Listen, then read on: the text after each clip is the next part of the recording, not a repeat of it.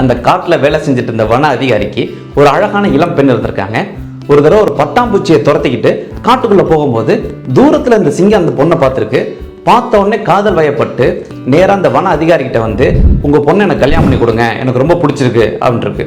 இவர் வேண்டாம் முடியாது அப்படிங்கிற மாதிரி சொன்னார்னா அடித்து கொண்டுடும் அப்படிங்கிறதுக்காக இப்போ கொஞ்ச நேரம் யோசிச்சுட்டு, கண்டிப்பாக உங்களை மாதிரி ஒரு தைரியமான மருமகனை யார் வேண்டான்னு சொல்லுவா அப்படின்னு சொல்லிட்டு, இருந்தாலும் உங்கள் பல்ல பார்த்தாலும் உங்களோட நகத்தை பார்த்தாலும் என் பொண்ணு ரொம்பவே பயப்படுவா, அதனால அந்த பல்லை நகத்தையும் நீங்கள் எடுத்துட்டீங்க அப்படின்னா உடனே உங்களுக்கு கல்யாணம் பண்ணி வச்சிடுறேன் அப்படின்ட்டு இருக்காரு. அந்த பொண்ணு மேலே அந்த அதீத மோகத்தால் அந்த சிங்கமும் உடனே தலையாட்டிருக்கு. இவர் எல்லா பல்லையும் பிடிக்கிட்டு நகத்தையும் கட் பண்ணதுக்கப்புறம் பல்லும் நகமும் இல்லாத அந்த சிங்கம் ஒரு ஆட்டுக்குட்டி மாதிரி ஆயிடுச்சு. பக்கத்தில் இந்த கம்பை எடுத்து அடிச்சே விரட்டிருக்காரு அந்த சிங்கத்தை. அப்போ தான் நம்ம அதீத ஆசையால் நம்மளோட பலத்தை நம்ம இழந்துட்டோம்னு சொல்லி நொந்து போய் அங்கேருந்து ஓடி இருக்கு அந்த சிங்கம். அதே மாதிரி எந்த ஒரு விஷயத்து மேலேயும் நாம் அதீத ஆசைகள் வைக்கக்கூடாது. கண்மூடித்தனமாக நம்ம வைக்கிற ஆசைகளால் எந்த எக்ஸ்ட்ரீம் லெவலுக்கும் போகிறதுக்கு நம்ம தயாராக இருப்போம். கொஞ்சம் காலம் போனதுக்கு அப்புறம் தான் தெரியும், அதனால் நம்ம இழந்தது ரொம்ப அதிகமாக இருக்கும், அதனால் வருத்தப்படுறதும் அதிகமாக இருக்கும்.